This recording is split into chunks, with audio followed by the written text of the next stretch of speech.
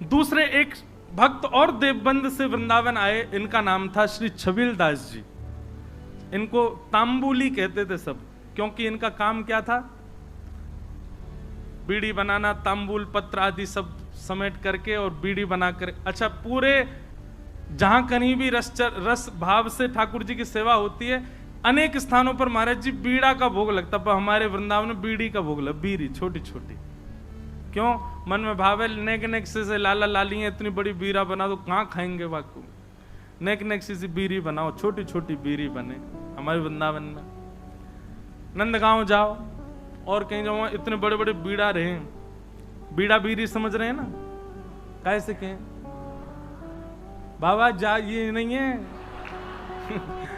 बाबा दूर तक कर रहे हैं, वो बीड़ी नहीं है, बीड़ी पानते कहीं बीड़ी। जय हो भैया अरे राम प्रियालाल जी की सेवा में बीड़ी बढ़िया भैया, मैंने पूछ ली। पान की जो सेवा रे बात बीड़ी के हैं, और बीड़ा के वो बड़ो रे, छोटी रे वो बीड़ी। तो छबील दास जी तांबुली, ये भी देवबंद के थे। इनको भी महाप्रभु जी की बड़ी याद आई, और आप भी महाराज सब छोड़ छाड़ करके वृंदावन आ गए। बोले कि वहीं जाके छोटी छोटी बीड़ी बनाऊंगा, राधा वल्लभ लाल जी को पवाए करूंगा।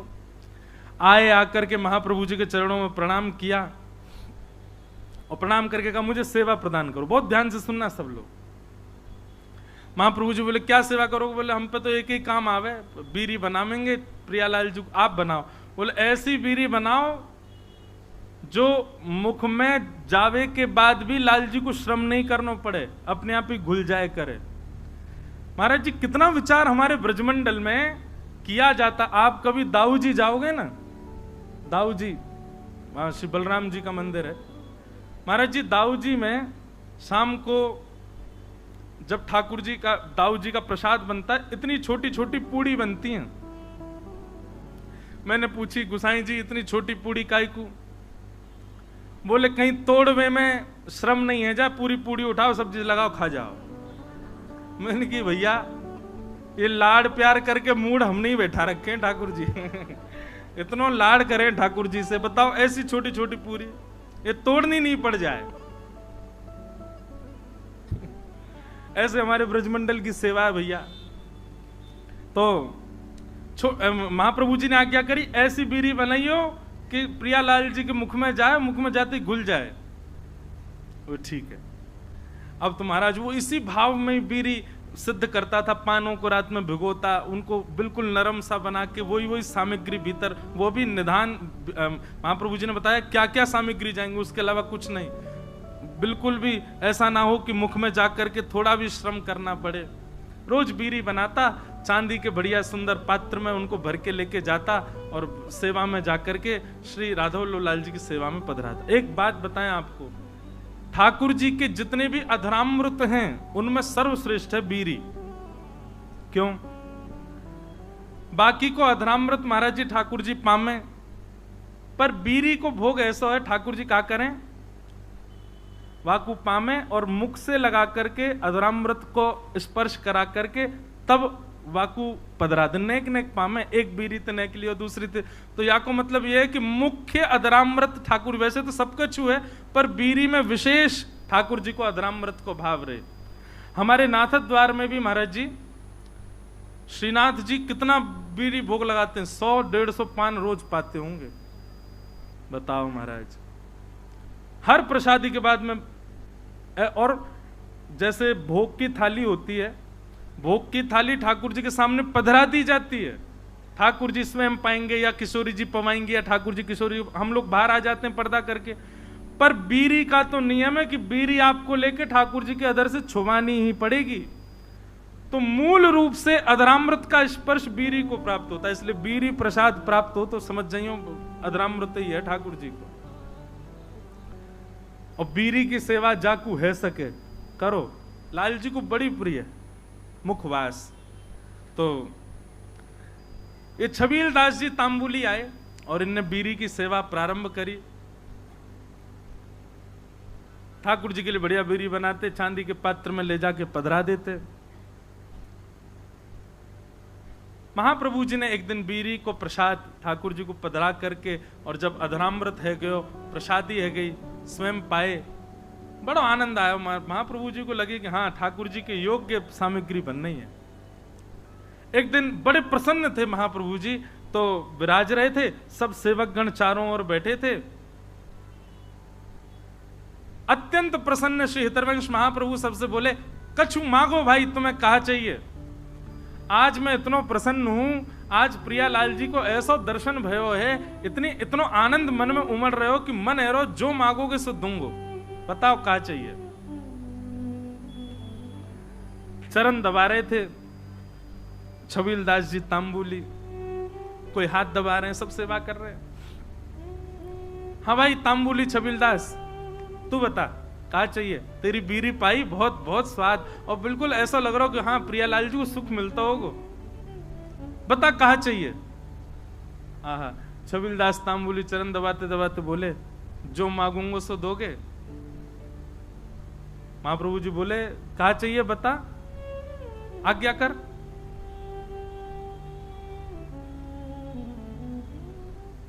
सावधानी से सुनो, बता कहा चाहिए।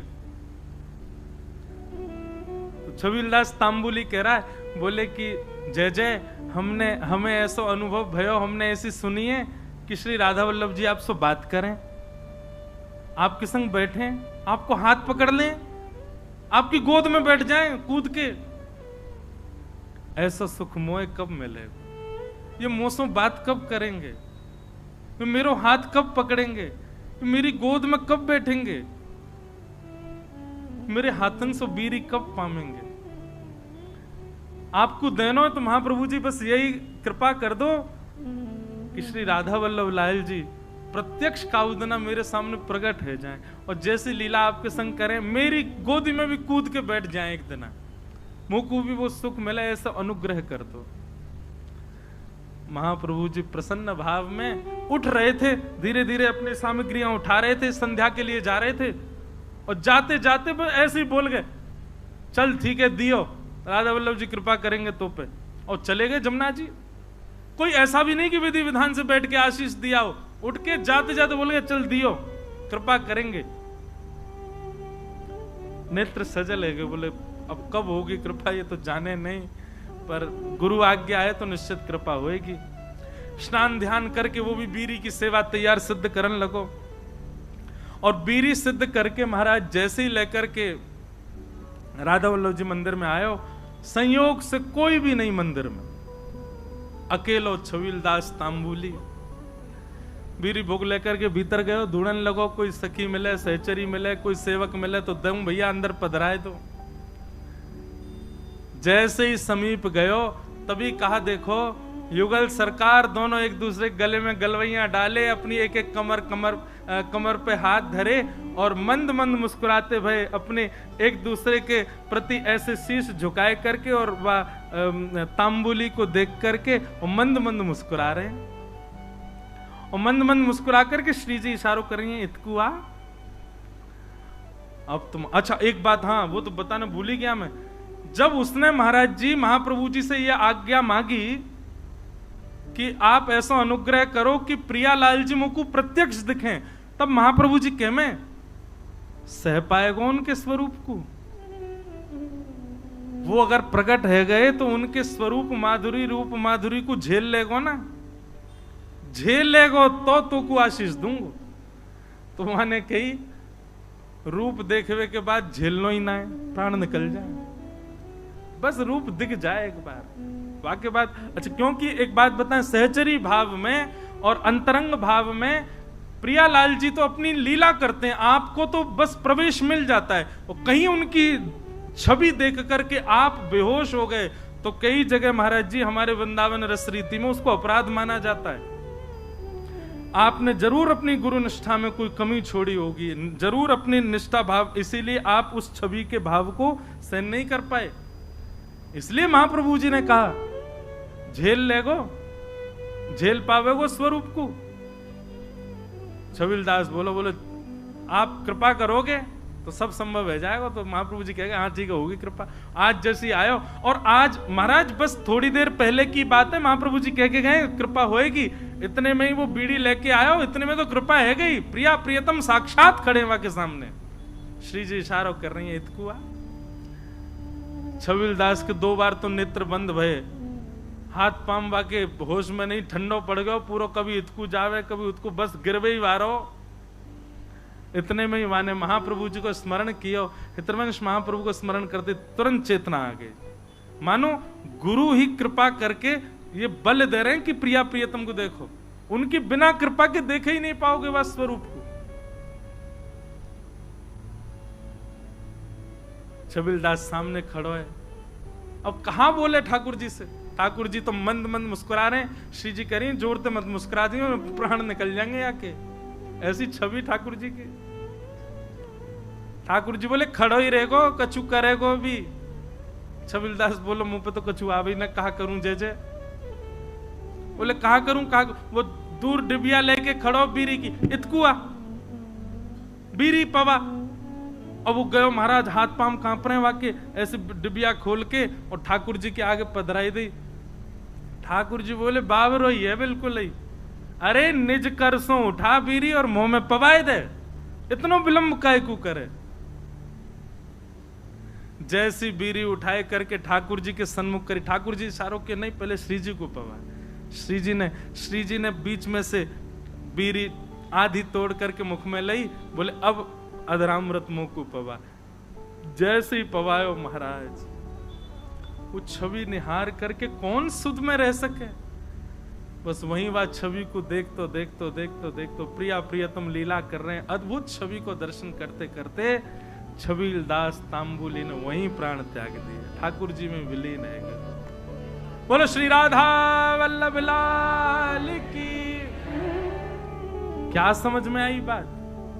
भजन के प्रताप से, आपके भाव के प्रताप से कभी प्रिया प्रियतम दिख भी गए तो देखवे की सामर्थ और वास में कहा करनो, ये सामर्थ भी गुरु प्रदान करेंगे।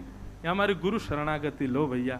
गुरु आज्ञा के बिना या गुरु कृपा के बिना प्रिया प्रियतम दिख गए तो हम झेले ही नहीं पाएंगे। और फिर का फायदा वास स्वरूप को देखवे को, जाके काजे हमने सबका चुकियो, वही के प्रति हमारा भाव नहीं रह पायो। ऐसे श्री हितवंश महाप्रभु ने कृपा करके दर्शन कराए।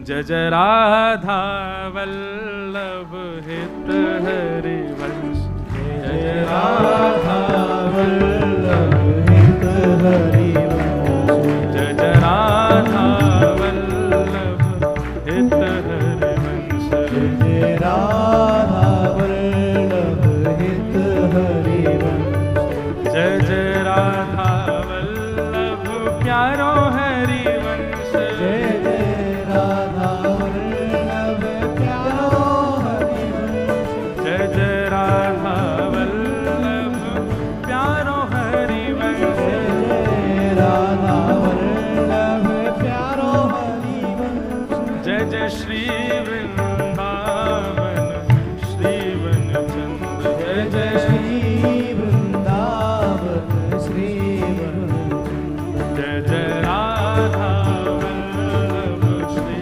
हरि, जय राधा वल्लभ हरि, जय जय राधा वल्लभ हित हरि वंश, जय जय राधा वल्लभ हित हरि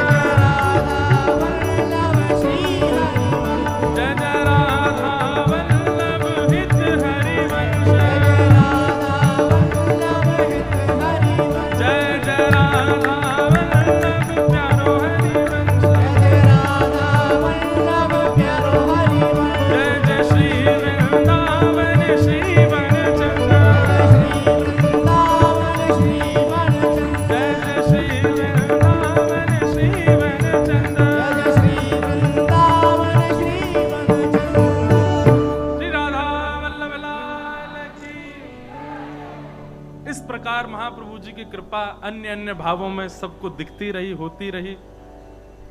अब बड़े सुंदर